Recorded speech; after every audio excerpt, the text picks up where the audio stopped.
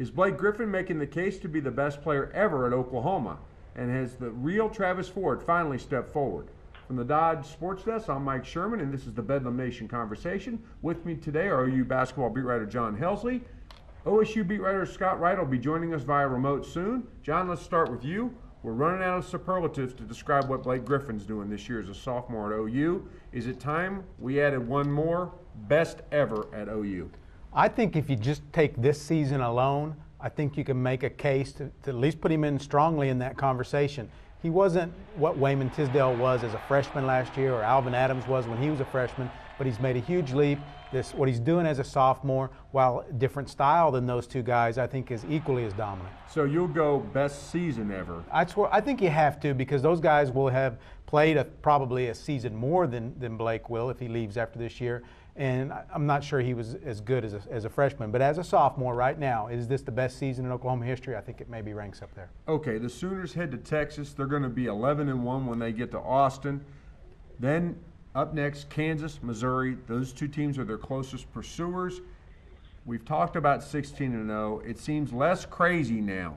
Is this team capable of going undefeated in the Big 12? Well, it's capable. Texas really struggling right now. Lost by 15 to Texas A&M the other night. They've got issues.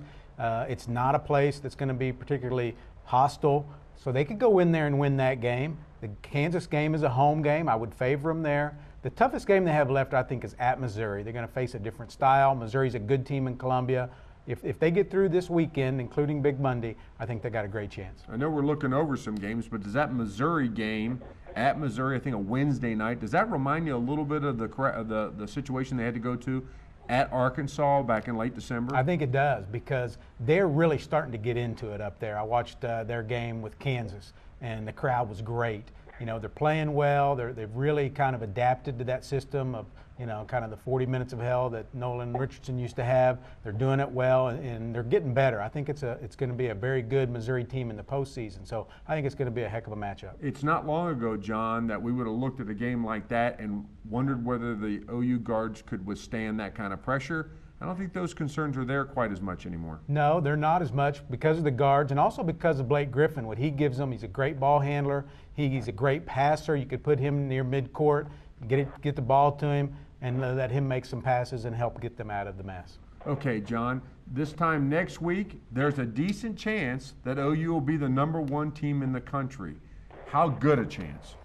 Well, I think it's pretty good because, as we said, Texas in Austin has not been, unbeatable there by any stretch. They've lost 2 games there in league play. They're scuffling a little bit. I think if Oklahoma goes in there and just plays well, I don't think they have to play great, just play well, I think they can win that game. And then the flip side is they'll be the top team in the country. Pittsburgh had a big win at Storrs, Connecticut. Wouldn't there be some thought just to flipping them 4-1 and 1-4? I mean, Pittsburgh looked awesome. They manhandled Hashim Thabit. Connecticut missed some free throws. What do you make of that Pittsburgh team? Well, I like them. I think, I gained a lot of respect for them the other night. They're tough. And they do so many different things well. I'd love to see them play Oklahoma at some point. I think it would be a great matchup. I really like that team. I think Oklahoma's got to be the edge, though, for #1 if they can win this game in Austin. Their only loss this season, I think, is a little bit of an aberration, the loss you mentioned at Arkansas. I think they just kind of got caught napping that night. In a lot of ways, I think Oklahoma deserves to be #1. Okay, so that would be Oklahoma taking its #1 ranking right into action that big Monday game. It couldn't get much better than that, John. We're going to take a break on the Bedlam Nation Conversation. When we come back, we'll be joined by OSU beat writer Scott Wright.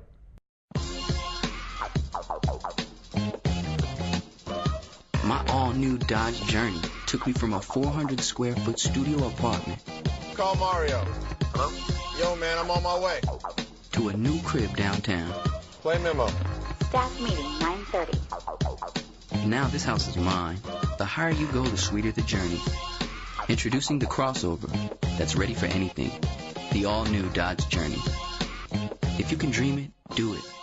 We're back on the Bedlam Nation Conversation, sponsored by Dodge, and we're joined by remote by OSU beat writer Scott Wright. Scott, the Cowboys are at Texas Tech Wednesday night, and presumably Terrell Harris will be there with them. What's all this talk about Harris taking in-season vacations? Well, you know what? It's something that's kind of followed him throughout his career. He'll just kind of disappear for a little while. You know, he's on the court and he's running around, and but kind of in spirit, he's not really there all the time. So, but like I said, it's something that's followed him at different times throughout his career. It's probably the thing that's separating him from as a good player and a great player. I think that that if he had found a way to erase the inconsistencies that have haunted him throughout his career at Oklahoma State, that we'd be talking about Terrell Harris as one of the top players in the Big 12 Conference right now. But you know, maybe he's done with his little out of body experiences for now, and they can stay focused on basketball with him. They really need him Wednesday night at Texas Tech. Okay, Terrell Harris had a 22-point game Saturday against Iowa State, and the question is sort of how much that performance for Harris and Oklahoma State changed the way we look at the Cowboys. At this time last week, we were speculating that their NCAA hopes had died in a ditch down in Austin, Texas. Then they go out and drill Iowa State at home. Where do those NCAA hopes stand right now for the Cowboys? Well, you know, it's still really up in the air. There's still a team that kind of hangs around on the bubble. If you look at Joe Lunardi and all of the bracketologists out there, one thing that's kind of keeping them in this is the fact that Texas has struggled. You know, it kind of keeps that fourth spot even in the Big 12 sort of up for grabs at this point. Obviously, a couple of games back, it's going to be tough for Oklahoma State to make that jump, but that's something that could play in their favor down the stretch, because if you're able to get into the fourth or fifth spot in the Big 12, that's going to carry some weight down the stretch. Now, I don't believe in the theory that the bracket the selection committee goes into to seeding the bracket and says, okay, the Big 12 is getting 5 teams. Who are the top 5 teams? I don't believe that happens. But if you're at that number 5 spot in the Big 12, I definitely think that it helps you on Selection Sunday. Okay, Scott. And Travis Ford said last week that he was going to, quote, get back to being me. On Saturday, that meant rolling out a small centerless lineup that played fast. Isn't that what OSU expected when it hired him from UMass? Yes and no. I know they certainly expected a fast lineup, but you know, nobody really wants to send out a lineup where your tallest guy is 6'6" and he's really just a shooting guard in James Anderson, a guy that you want, you know, handling the ball and taking a lot of shots for you. You know, that's not the typical lineup that I think Travis Ford wants to play. He wants to have some big guys in there, but he wants those big guys to be athletic and be able to move and get up and down the floor. So, you know, but this is probably this lineup that he's gone to now is probably more apt to play the kind of basketball that he wants. You know, other than Keaton Page, who is right on the edge at 9.2 points a game, you're almost at a starting lineup who's all averaging in double figures. So, you know, this is probably the type of basketball that Ford is more comfortable coaching. You know, he probably has to make some adjustments because of the short lineup. You know, Obi Manello is really the guy that you're looking at for as your top rebounder, which is probably not the ideal situation in Ford's mind, but still it's what's working for him right now, and you know, they're in a do or die situation at you know 4 and 6 in the conference. They've got to start putting some wins together if they're going to keep playing basketball in March, and this is what's working, so this is what they've got to go with. Thanks, Scott. We'll take one last break. On the other side of Bedlam Nation conversation, we'll have the Bedlam Nation debate, these Sooners or Eddie Sutton's 2004 Cowboys.